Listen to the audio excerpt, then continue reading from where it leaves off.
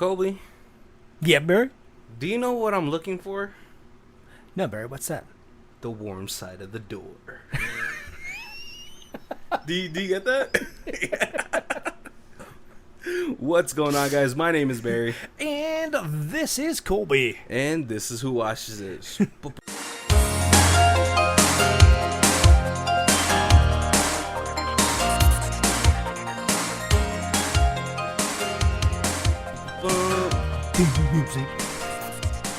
Ho, ho, ho, everybody.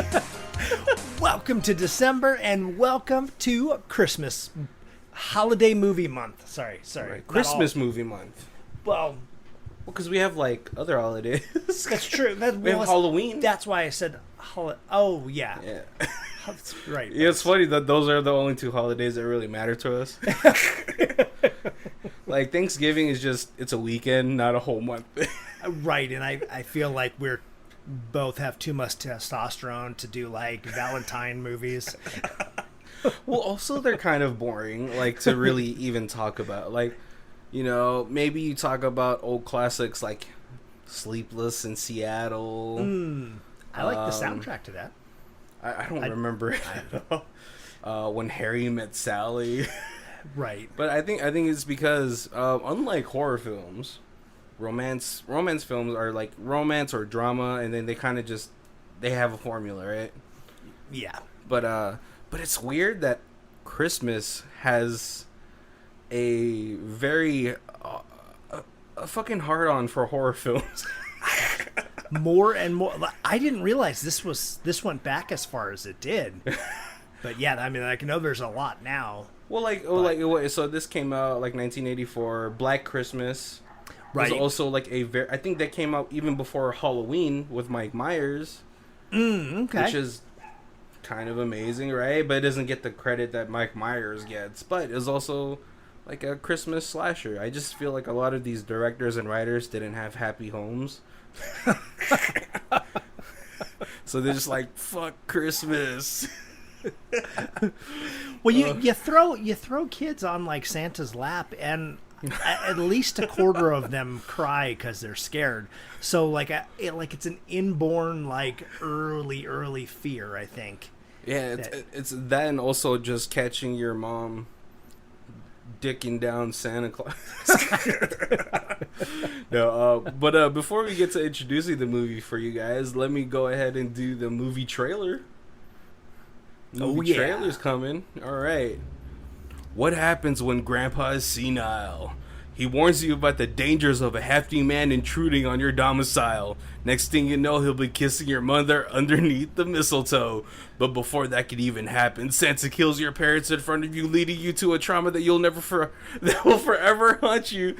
Yes, we are talking about 1984's Silent Night, Deadly Night. I should have practiced more so I could really get through it. We didn't even throw like satanic nuns in there. Well, I think all nuns are batshit. I've never gone to a school with where there was nuns. I don't think I've ever personally met a nun. 100% of my nun knowledge is from movies, and they just seem like they love to beat children. Okay, so in the Philippines, I spent a year in the Philippines. It was during like a time where my mom was transitioning jobs and all that stuff, so it was hard for her to take care of me. Right. And so for her, she was like, "Oh, well, I'll send you to the Philippines with your grandparents for a year." Okay. You know, it was awesome because then like I got to learn my language, I got to know my culture. So the first part of it sucks, but you get through it. Yeah. I went to school there. So it doesn't matter, public or private. They're both religious. Okay. And they're both taught by nuns. And, I think maybe it's different because, it's the Philippines. But most of my teachers that were nuns were fairly nice. There was one that was super old school, but it was because she was, like, in her 50s. Okay. So, but even then, she wasn't as harsh as, like, these Caucasian nuns that we've seen in movies. Like, and especially this one, the Mother Superior is just laying it down. Right. What, you came out of your room because the other nun told you could? Well, that is, I didn't tell you, so beating time. Well, because she's Mother Superior. Right. And she stands above all. Which, you know, in the eyes of the eyes of the Lord, you're already going to hell. You know, you can't be out here thinking you're better than everybody else. Bitch. But yeah, we're talking about 1984's Silent Night. Man, this movie really slipped by me through the years. I have never seen this movie either. Really? Yep. Because you're like, Christmas is for happy joy time. Right. You know, I didn't ever watch really a Christmas horror movie until more recent years. Like when they got like the Krampus and really? like that kind of stuff, and then I kind of let like the horror kind of slide in. But no, I never watched any Killer Santas or anything. What? Like, I mean, Gremlins is a horror film, but it's too campy, right? It's a kids horror film, and it's around Christmas, but you don't leave it thinking it's a Christmas movie. Yeah. It's just snowing, but we don't know if it's Christmas. Well, right, and I know that they do Christmas innuendos about like her dad getting stuck in the chimney and stuff like that. But I mean, it's the same, like how you think about it like that. It's the same way how I think about Die Hard. Right. People will fight me tooth and nail on saying Die Hard is a Christmas movie. I was like, nah, dude, it's just snowing and stuff. Oh, no, wait, no, they're in L.A. It is a Christmas party. It's a Christmas party, but it's not a Christmas movie to me. Right. You know, it's wild that Bruce Willis has now kind of fallen into the Steven Seagal route of movie making. Yeah. And I think that's because of how hard it is to deal with him, like on set and stuff like that. I have heard stories, and like Kevin Smith was like, him and Kevin Smith did not like each other, which is like weird. I was like, Kevin Smith is such a teddy bear, but I guess it's because he smelled like pot. But yeah, let's get to talk about 1984's Silent Hill, or Silent Night, Deadly Night. We start off with this family going off to visit a senile grandfather. Right. Well, because it's Christmas. So they gotta go visit Grandpa, and like give him the family hello and stuff like that. Even though he is not comatose, but he is he is pretty old and senile. Yeah, he's not talking. He's not eating. He just basically just sits in a chair and does just no reaction.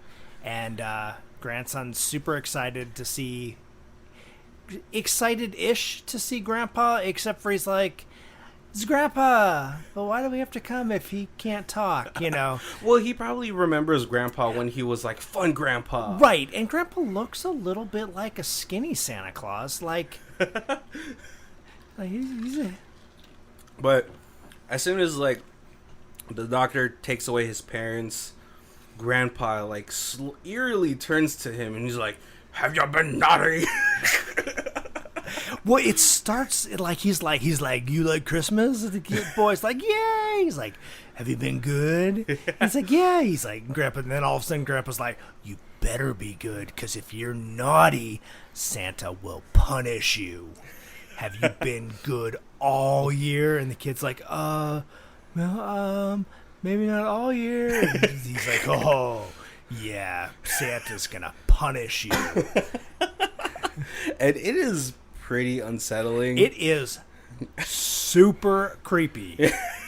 but like like he doesn't know what's going on, but the parents come back in and Grandpa goes silent again. Yep. And it's like, maybe he's just a prankster. Because we never get to see Grandpa after this, right? Yeah.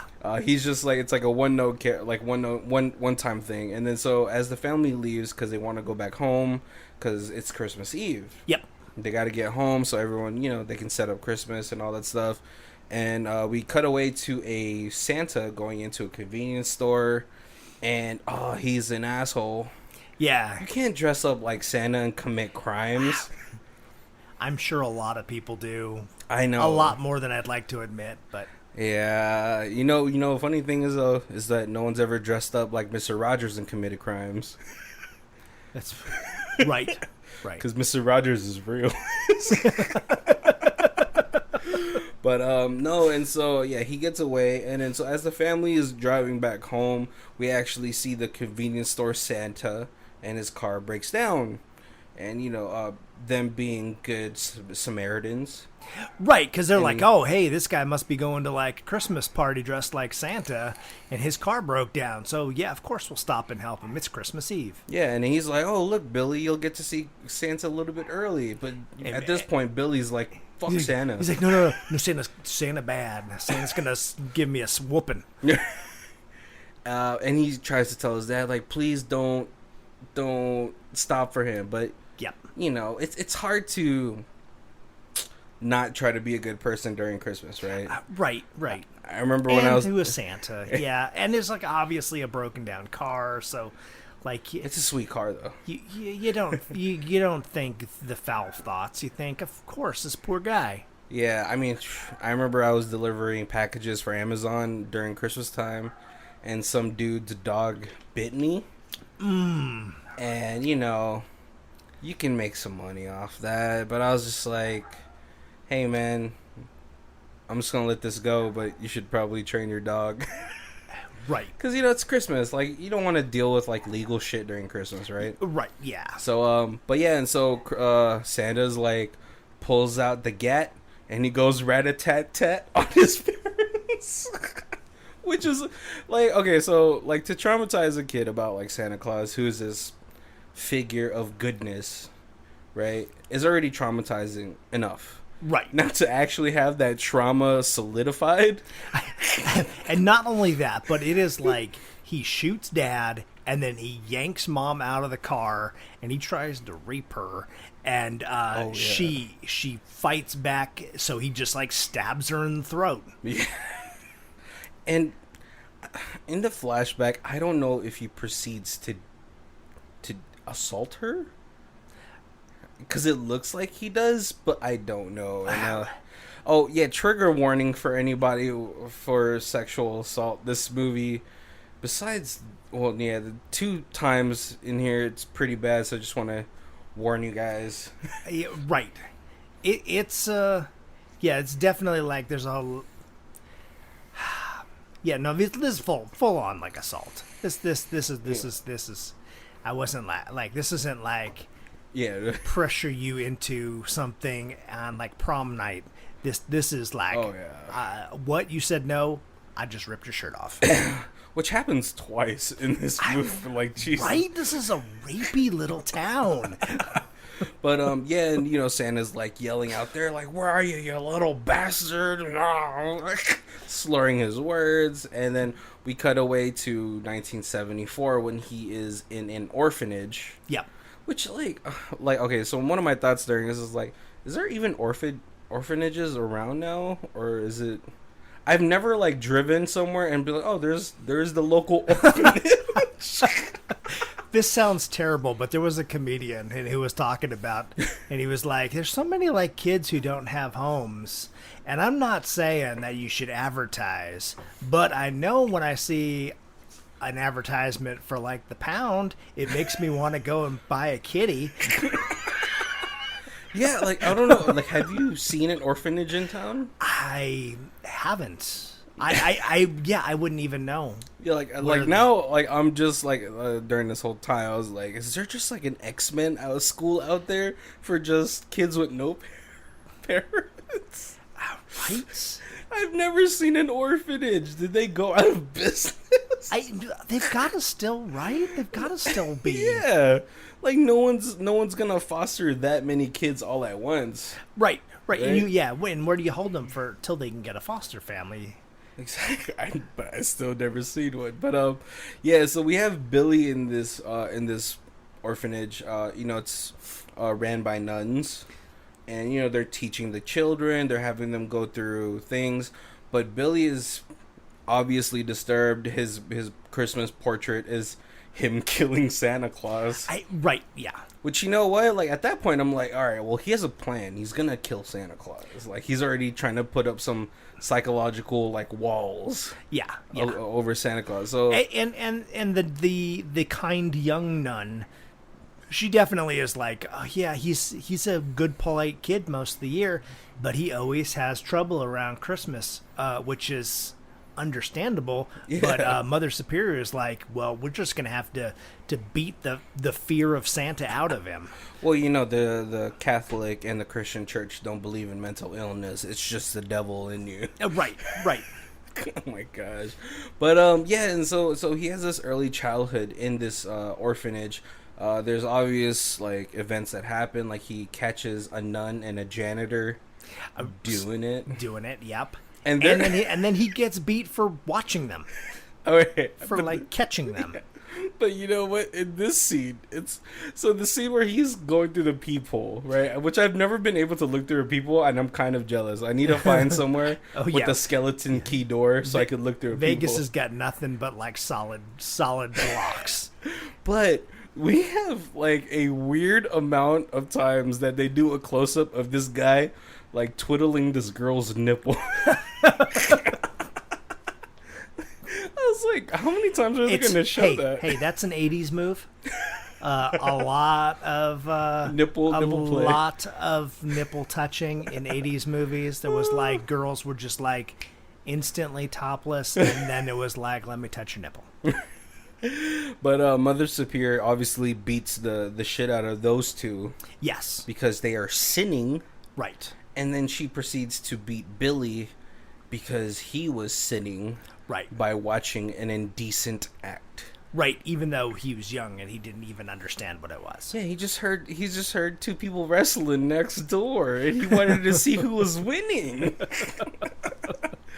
But no, and so when Christmas time rolls around, the priest, I believe, is the playing Santa Claus. Mm-hmm.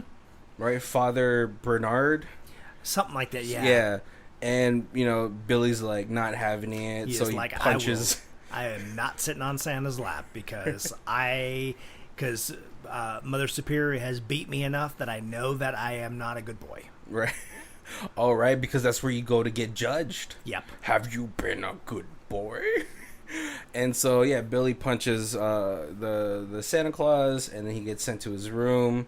And this is kind of like a very quick cut, but then they like tie Billy up to the bed, and I mean obviously the kid is dealing with so much trauma. Right. Yeah. Because he's left the room when he wasn't supposed to, even though the other nun told him he could, and now he's being bad with hitting Santa and hiding when she tries to find him. So it's just like, you know what? I'm gonna tie you to the bed, and then hopefully you understand what you've done wrong. I'm not sure, and eventually we will untie you because we can't let you pee the bed. So eventually we'll untie you. But he's huddled in a corner. He's like, I want to be good. I'm just trying to be good. Right. Yep. But yeah, and so after this we get another jump cut to 1984. Right. Where the nun that was very nice to Billy is just trying to help Billy after getting out of the orphanage because he's over 18. Right, and so she can't stay there anymore. So. Yeah, so he has to like obviously find a job to be able to find a place. And, you know, you just got to remember, you know, 1984, you could work at a supermarket and rent an apartment, you know. Right. That got you by. Yeah. Right. And so he's a stalker at a... Or I guess he's the warehouse. Well, you know, he's like stock at a big toy store, like a big Toys R Us kind of toy store. Yeah, he's a stock. He's working the stock room, right? But well, when she initially introduces or tries to talk to Mr. Sims, like, oh, can one of my charges be? Can you get a job here?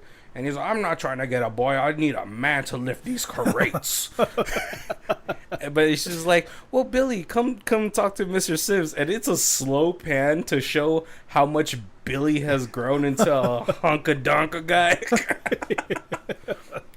Like 1984, like captain of the football team stature, right? Right, yeah. And I was like, is Mr. Sims gay? Because he's like, oh boy, you could start at 9. and then we get this montage of it. I swear I thought it was the Golden Girls theme song, but it's the Warm Side of the Door. It's a weird montage, right? It is. It's basically showing him how well he is doing at his job and getting along with people. And yeah, it shows him, like, I think, maybe he gets a job in, like, August. Right, yeah, because it was, like, over the summer. Yeah. And he's doing well, you know. It seems like Mr. Sims likes him. His what's it called? The operations manager kind of likes him, offers him a drink, and he's like, "No, thank you. I've got milk."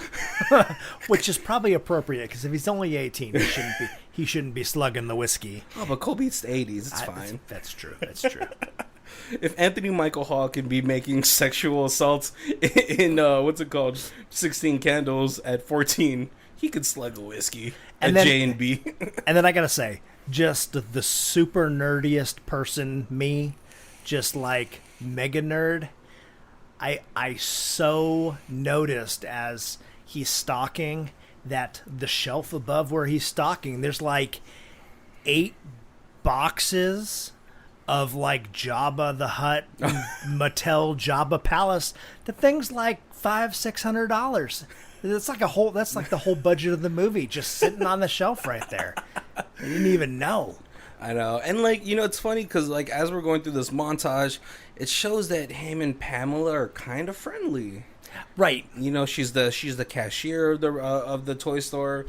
And, you know, after the montage ends, we cut to him having this moment because we cut to almost Christmas. Yeah.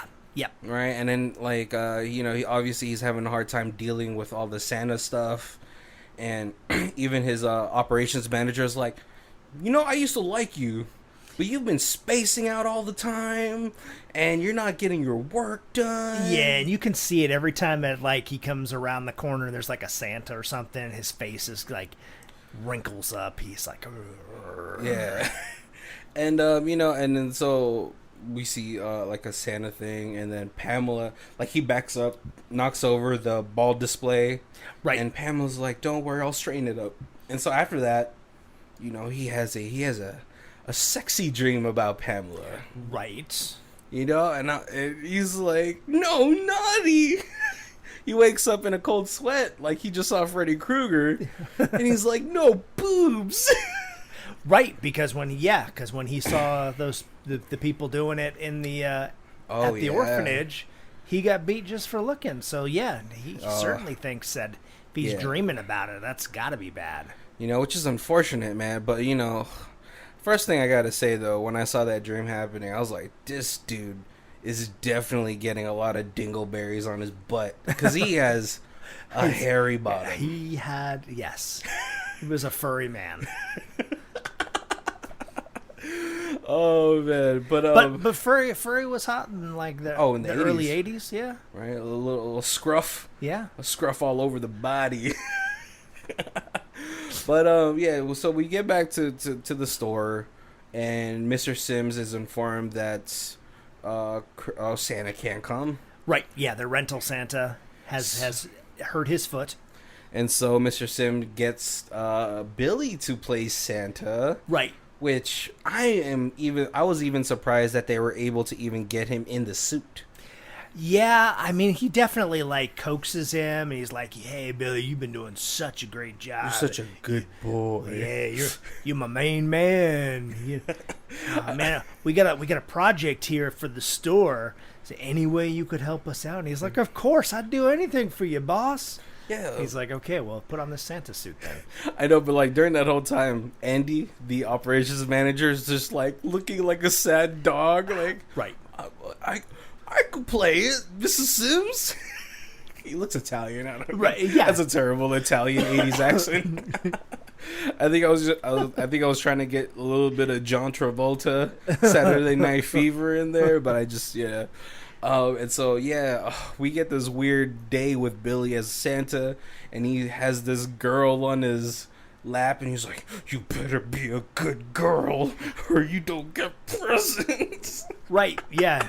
Stop crying, because crying is bad, and then Santa will punish you. Yeah, man. Thankfully, like, I had to skip a little bit of that. I was like, this is way too, like. And you could talk to kids like that in the 80s. That wasn't bad. I mean, because the parents were like, wow, he's so good with the kids. And when the kids went over there and were like, Santa, they would have been like, shut up. You listen to Santa. Exactly. This is not like now when they'd be like, oh, I'm sue this store because Santa talked badly in my child's direction. Oh, yeah. I remember I used to work at a daycare, and then I opened the door because I was late. And this lady had just let her kid, like, rest his back on the door. And so when I opened the door, he fell, but he fell on his Pampers. Right. He cried a little bit, but then this lady really laid into me. And I told her, I was like, well, fucking next time you should be watching your kid. Right? Yeah, I got sent home that day. But, and so Mr. Sim's super excited because he's like, oh, man, after this, it's done. Every business is like that towards the end, right when you get to the finish line, you're like, oh, fucking finally, no more Christmas shit. Right. Yes. And so everyone starts drinking, and then I think we even got Billy to drink a little bit, right, which is like, okay, he's loosening up a little bit. But then Andy starts putting the moves on Pamela. Yep. And I was Billy does not approve of that. Yeah, but I was just like, really, Pamela?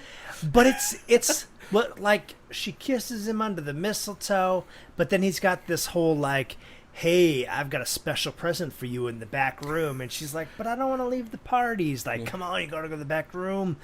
I just don't want everybody else to see this special present. Well, but it was weird because if it's like a kiss underneath the mistletoe, it's like 3 to 4 seconds, but they are full on making out. Yeah. In aisle 4. He's taking advantage of the naive girl. Oh, she's probably a little bit drunk. She's a little bit drunk. Yeah, because Mr. Bossman's like, hey, there's 5 of us that work here, so we each get our own full bottle of booze. What a great boss! He had like 5 bottles of like Jameson out. Hey, but you know what? It's like, this is the Christmas time. Yep. We should get fucked up. And he's like it's a big toy store, but it's a small town, so that's probably the Christmas bonus he could afford. Right. He already had those bottles at home. He just brought it to the store. But then so obviously Andy and Pamela, they start having this moment. They go to the back, and everything's like, kind of happening. And then Billy goes to the back. Well, no. First, you got drunk boss comes to Billy, and it's hey, Santa, you better be careful because you got a busy night. And he's like, what do you mean? He's well, you're Santa Claus, and you know what Santa Claus does on Christmas night. And all of a sudden, his brain is like, that's right, Santa punishes the bad kids. Well, I don't think he takes it to that part yet. Oh, no, he takes it to that part there. I think it happens when he goes to the back, and then Pamela's like, Andy, stop, no. And then she pushes Andy or slaps him, and then he's like, you bitch, rips off her top, starts sucking on her tits, and then starts to assault her. Like, how does he feel like he's going to get away with that? I'm like... At work. At work, when your boss is just like on the other side of this unlockable floppy double door. But see, and then at that moment, Billy starts... That's when it lays in heavy. Right. And it mirrors what happened to his mother. Yes. And I think that's when he has this mental breakdown, and it causes him to have a mental break. Right. Yep. That's when everything. And then I think to me, that's the moment where he's like, I have to punish. Yep. And man, he goes on a punishing spree. He hangs up Andy with some Christmas lights. So at that point, I was like, okay, he saves Pamela and he takes it too far. But then Pamela's like, she's covering up her dirty pillows, because I just watched Carrie like a couple days ago, and that's what her mom called Carrie's boobs, dirty pillows. And she's like, you're crazy, get off of me. Or and then Right. kills her No, too. no. Thank you for stopping the guy from raping me at work. Well, I thought she was gonna be like, "Oh, Billy, stop! He's had enough." Like, there was nothing. She's just like watches it, and then she's like, "Oh my God, you're crazy!" And I was just like, "Say something! Like, stop, Billy!" Yeah. Because I thought they were friendly and so, but then See something, say something. right, and then Pamela gets it too with the box cutter. Ugh, Right. that is, you know what? I don't know what the budget for this movie is, but props for like these decent kill scenes. They're almost like Jason-like kill scenes. Yeah. It was awesome. And then so I'm gonna have to start speeding it up. But so Mr. Sim comes, he gets the hammer to the head, and then the assistant manager, she had like the best fight against Billy, but then she succumbs to a arrow in the back, which I was like, man, toy stores in the 80s were wild. They had real bow and arrows. Right? Yeah, they did. And at that moment, before this all happened, right, Mr. Sim actually gets a call from the nun, and he tells the nun, "Oh yeah, I had Billy dressed up as Santa, ha ha ha," and she's like, "Oh my God, that's the worst thing that could happen." Right. And Billy goes on this killing spree. Right, he kills 2 horny teenagers, Yep. which great kill for on the topless girl. Right. Right on the pushes her through like the deer horns. deer antlers. Oh yeah, the antlers, and then the guy kind of like gets the shaft of the kill because he just gets thrown out of a window with a glass on his neck. Right. And then, but it's a little bit of a fight. It's not like he's not like Jason's superpower. Oh yeah, no, it shows that he's a regular person. Yeah, and then the girls, the horny teenager little sister comes, and he's like, "Have you been good? Have you been good all year?" Right. She's like, "Yes, Santa," and he's like, "Oh, all right, you passed the test. Here's the bloody box cutter. Now they're gonna think you killed Pamela." See, now, like, I feel like they missed right there. Like, I felt like he should, because earlier he had candy canes in his pocket. Yeah. I feel like he should have pulled a candy cane out, even if it was like a bloody candy cane, and handed it to her. Yeah.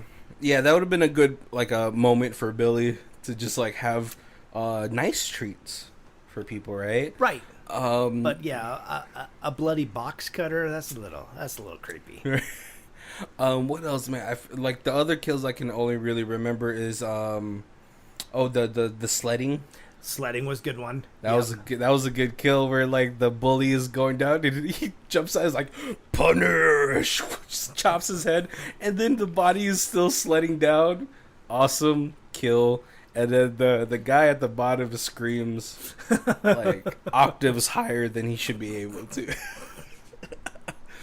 Wait, what other kills happened that night?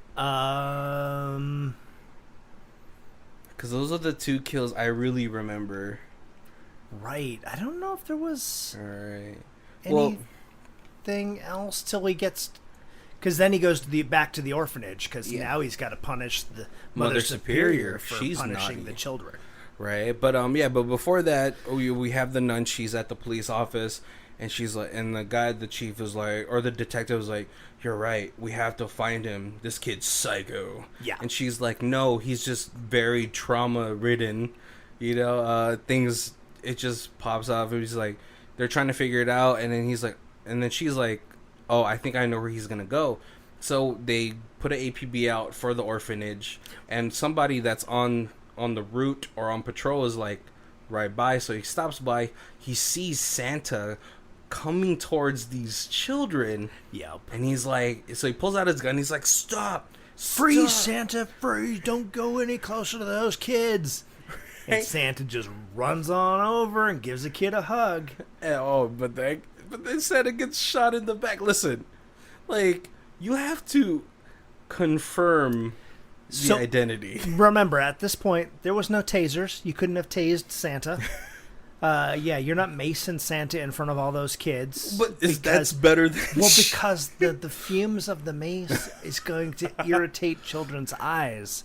So it's just better just to shoot Santa 3 times in the back. He doesn't even confirm Santa's identity. And then we actually learned that the person that he shot was Father Bernard, who's deaf. Yeah. And so now we have all these kids who are traumatized by watching Santa get shot.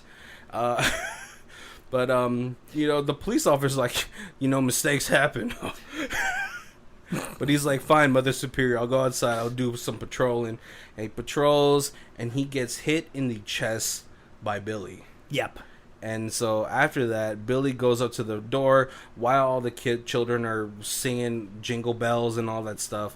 One of the funny looking kids, like, he looks like he's simple, He's like, ooh, Santa. He opens the door, and well, because he recognizes, he's like, well, it's Santa, and then he walks up to the door and he's like, oh, it's Billy. We all know him because he lived here 6 months ago.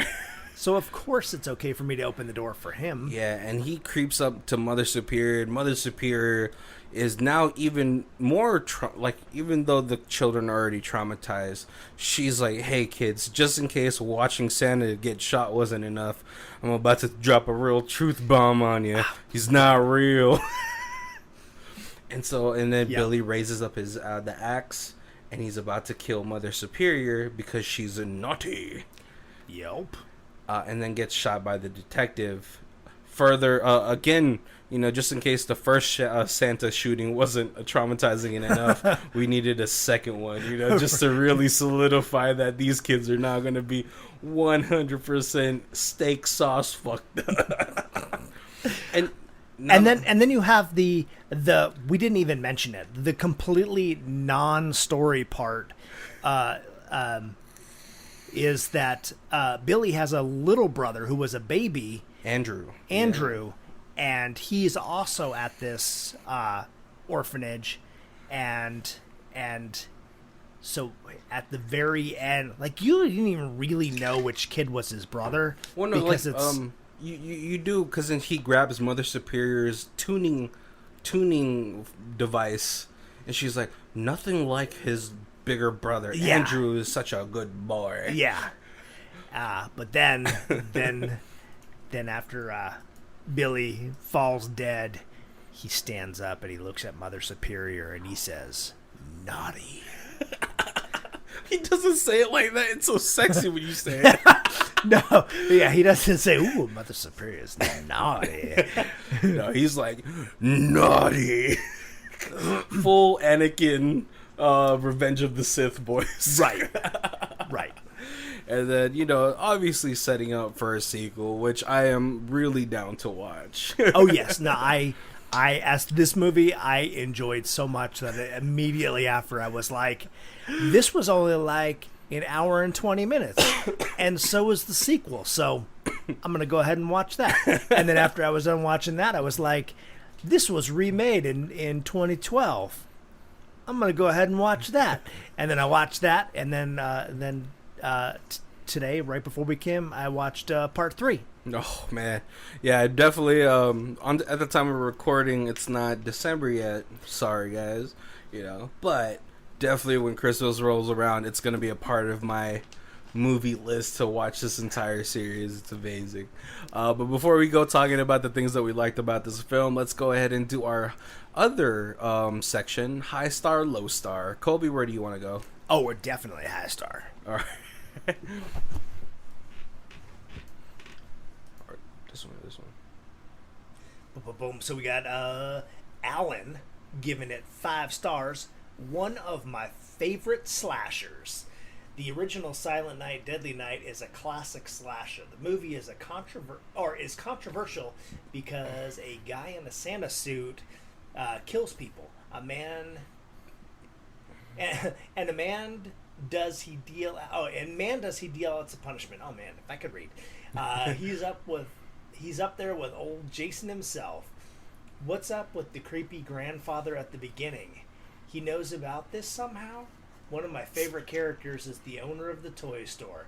His drunken Christmas party is pretty good scene that ends in blood all over the store. Leona Quigley is even here, and of course she gets naked. That's just one more reason to see this movie. If you love your slashers from the 80s, then this is a no-brainer. Yes, I agree. Alan, you're right on the nose. And then we got a 1 star for Mike N. Slasher classic, horrible Blu-ray release, Avoid. Oh, okay. Nah, I don't want to do that for just like, let's see. Let's go ahead and find another one, because I think that one is just more for the quality of the DVD. Oh, I actually have, I researched that a little, and I have some answers. Oh, yes, some answers. Yes. Okay. Oh, see, I think a lot of these are just about the DVD or the stuff like that. That's really weird. Oh, I guess I really should have read this before. Do you own the DVD? It's a waste of money. Okay, so what they're complaining about is there's a couple scenes in here where you look like you go from like watching a movie to like stopping and like watching like an old like show on like PBS, like just quality wise, and it's like a minute long, and then all of a sudden it's like good quality again, and then like you have a little bit, and then I was trying, like when I was watching the movie, I was like, when it gets all dark and grainy, is that supposed to be like how he's seeing it? He's projecting his darkness on this portion of, and that's when he's like, the murders are gonna come, and that's why it's all but it turns out that when this movie first came out, it was way more graphic than they wanted it to be. Damn or it. that the movie theaters wanted it to be. So they cut a bunch out of this movie, and then when it came out on DVD, they were like, hey, let's digitally remaster what came out in the theater. So they digitally remastered it, put it out, and then when it got to Blu-ray, they were like, you know what?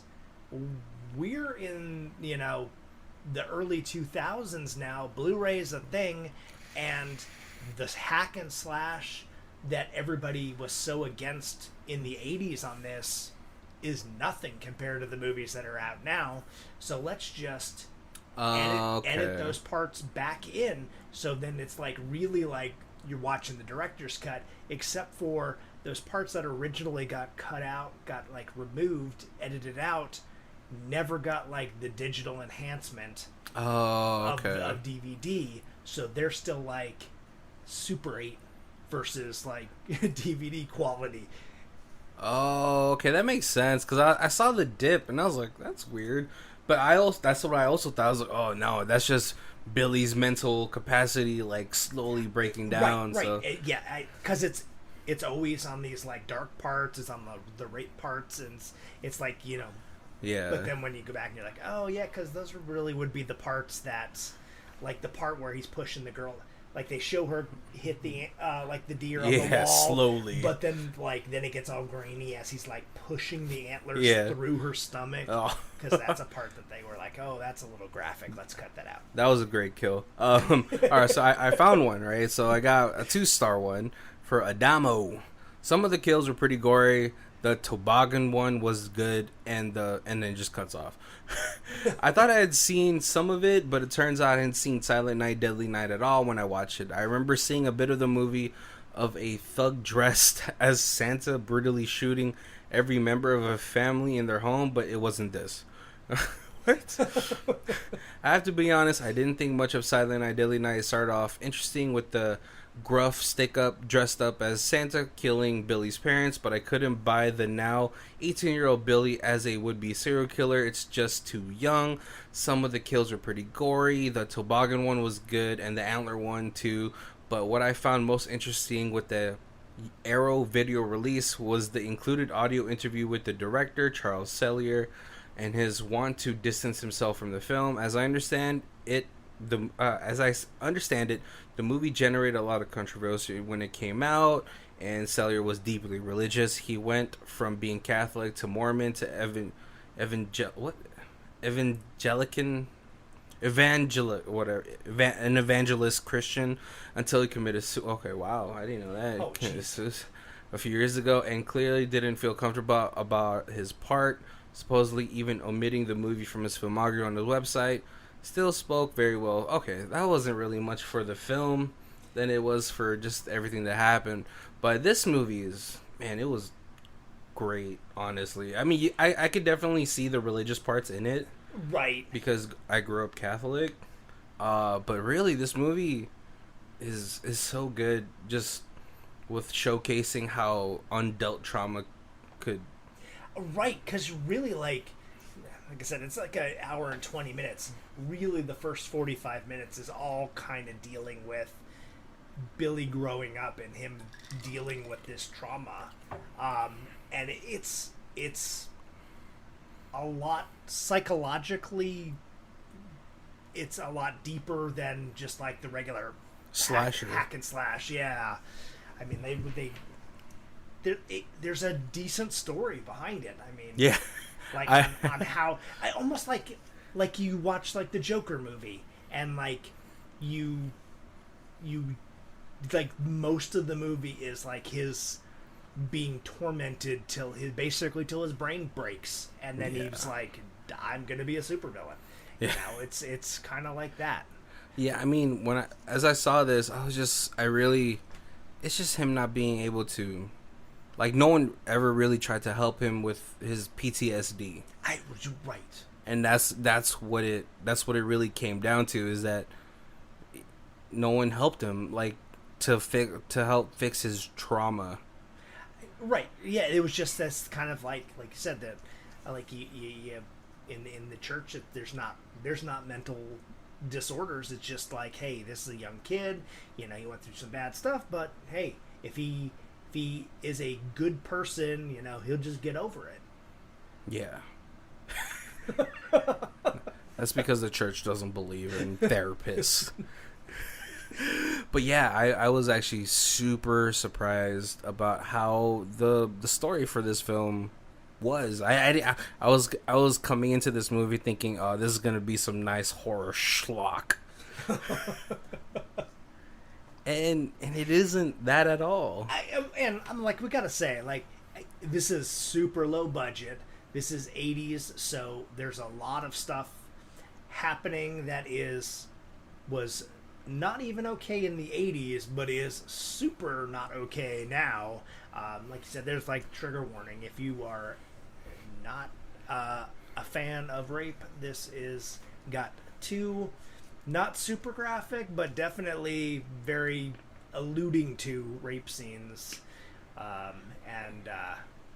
So the acting is a little bit over the top in parts, but just, you know, hey, if you want like a good, well-written B movie, like this is definitely like add it to your watch list. Yeah, and man, the kills in this movie were awesome. I think it was very Jason-esque, very over the top, which I wasn't expecting. I thought he was just gonna like stab everybody, but there was variance in all of the murders that happened. Right, and I gotta think that for like a movie in the 80s, this is like some really original, really different kills. Like, I mean, if you watch it now, like it's hard to come up with kills that you haven't seen before because there's so many movies out. Yeah. But being back early in that like slasher film genre, it's got some really original, creative kills. Yeah, it's a little bit of Michael, it's a little bit of Jason. You know, I don't think the sleeping bag murder happened yet in Jason, in Jason. Yep. But yeah, definitely. So like it's hard to really come up with more things to say because, like Colby had said, this movie is only an hour and 20 minutes, but it's a really well done hour and 20 minutes. because then really it shows you the motivation of this person who's committing all these murders, and it weirdly makes you sympathize with them because you're just like, no one ever gave this dude a hug. Like, well, I guess the nun probably has, right? You know, she seems to have a very decent connection with him. Yeah, the younger nun, not Mother Superior. Oh yeah, bitch. Really kind of strange though. You look the actress who played Mother Superior, who's just like this bitter old nun in this. She's like a longtime actress, and younger her is hot, beautiful. Oh yeah, I can see it. It's in the eyes. Yeah, and so like one of the things that really stuck out to me too is that at the very end when he gets shot, he looks at the children and he's like, "Don't worry, Santa's gone." I was like, oh man, oh right, yeah. I don't know how hard it's gonna hit for those kids. Yep. Now Mother Superior's got to deal with a whole orphanage full of kids who don't want Christmas. And you know, someone from like, you know, the head church is like, "What's going on? Like, you guys aren't celebrating Christmas?" He's like, "Well, 2 Santas were shot here. It was really wild." All right, but go ahead. I was gonna say one other thing I thought of that, like, when he's in the toy store and he's hunting down the assistant manager, who's like hiding, he is like doing the night before Christmas. Oh yeah, and that is so creepy. And later, like, and then after he leaves, he kind of goes just to like this like punish as he gets to everybody. He's like naughty, punish. Where like I felt like if every house he went into was like a different Christmas rhyme or Christmas carol, it could have like pushed on that creepiness of or making the holidays spooky. Yeah, that was a really good moment for me too, because he was like, "'Twas the night before Christmas, and all was whatever." And I was like, "It's like, damn, did he practice these murders?" Oh man, but hey, just to let you guys know, we're coming up to our hour, so we're coming up to the end of the episode. If this is the first time you guys are joining us, the way that we do our reviews is in 4 sections. We have Stream It, DVD It, Blu-ray It, and finally, we have an Ultimate Box Collection. Oh, I'm definitely all in on the Ultimate Box Collection. Like I said, I enjoyed this so much, I've now watched the 2 sequels and the remake. Oh man, yeah, definitely. I think it's the same for me. Like the Ultimate Box Collection, even if the other sequels are schlock or trash, just for this 1 hour and 20-minute version, the first film, I think it's like for me now, it's like already like, oh, dude, instant classic. We have a really good story. We have creative kills. Right. We have boobs on 4 different occasions. Yes. And they're like, they're top shelf, top rack. 80s boobs. You know, something in there for the ladies too. There's a little bit of man butts in there. Some man butts, yeah. See? Even if they're furry. Right. Oh man, I was like, dude, that is a furry butt. It's like when that guy's in long johns, he's definitely letting that part where the butt is, that's definitely hanging out. Yeah. Have you ever had long johns before, Colby? I did, and I wore them like 3 nights, and they're just not comfortable, not easy to get in and out of. It just even with the butt door. I did. You know what? I didn't. It's more trouble peeing than it is. Like, I don't. Because you have to take off the whole thing, right? Right. Was that when you were younger that you had long johns? No, I was like in my 20s. I got them because I thought they were cool, and I was like, "Oh, long johns." I never had those as a kid. And you're like, "Oh God, why did I spend money on this?" Yep. You know, it makes you realize why there's that little button for the boxers. Would that have helped the long johns? It would have, yes. Because I know you don't like turning on the heater at home, so I felt like long johns would be a staple. I've got short legs, but like a long body. So like you wearing long johns, and they're like you're all tripping on it as you're walking because my legs is short and they're just like all floppy on the ground. But then if I raise my hands, it's like instant wedgie. All right, Kobe. Do you think because of your short legs that really is what stunted your growth as a potential Olympic swimmer? Well, yes, we can go with that. No, it was sheer laziness. Are you telling me that you could have been the Michael Phelps of the 80s? I had so much natural talent in swimming, and I could have done something with it. Really? And then I was like, oh, real swimming leagues that aren't just like high school swimming teams practice twice a day, and you have to get up at like early to 5 in the morning or some shit, right? To swim. Yeah, I really am not ambitious enough to do that. So, yeah. Oh. Wow, I didn't know you. I knew you were like a swimmer, but did someone tell you that you're like, oh, you're naturally good? You'd be so much better if you practice. Is that like something your coaches had said to you before? Yeah. Oh. I mean, because I would go I would legitimately like the season would end and I would go 9 months without swimming, and then I would jump in the pool and I would be in the top 10% of all the like the high school swimmers. Oh, like I was really a good swimmer, but you know I would have been, I don't know, braggadocious. I probably would have been unbeatable in at least in the small local circuit if I honestly swam all year round and I actually like really put the effort into being good. It's the same thing I say is like, listen, I have to stay chunky because if I like get buffed, then there's just really no chance for anybody else, you know. Personality and a six-pack, oh no. It'd be like a Filipino Chris Hemsworth. I don't want to do that to you guys. Give everybody else a chance. I'd rather stay alone than take anybody's wife. Oh, what a fun way to end the episode. All right, guys. Well, thank you guys for joining us. We always appreciate it. We are we've already done our 2 years, but man, we were 2 years. Right, 2 years. It's crazy. I really appreciate anyone that listens to us. Check out our Amazon links down below.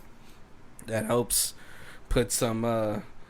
That helps towards our fund for $1 spicy chicken sandwich at McDonald's. Oh yeah. We gotta go to what is it? Burger King got the ghost pepper chicken nuggets. Oh, I'll try it, but I don't know if I can finish it. But and certainly, like I said, we appreciate you guys, all the love that you show us. Easiest way to hit us up is on Facebook. Follow us and like us and share us and tell all your friends about the terrible movies you watch because we recommended them. And make us those suggestions and have a great and happy holiday. Yep. And we see you people liking the Facebook. All right, I need you guys to listen to the episodes too. That would be much appreciated. But so happy holidays, guys. My name is Barry. This is Colby. And this is Who Watches This. If you guys want to check out who does our theme music, it is Lee Rosevere. It is called Arcade Montage, and it's on our album Music for Podcast 3, and our Bandcamp is down below. Thank you.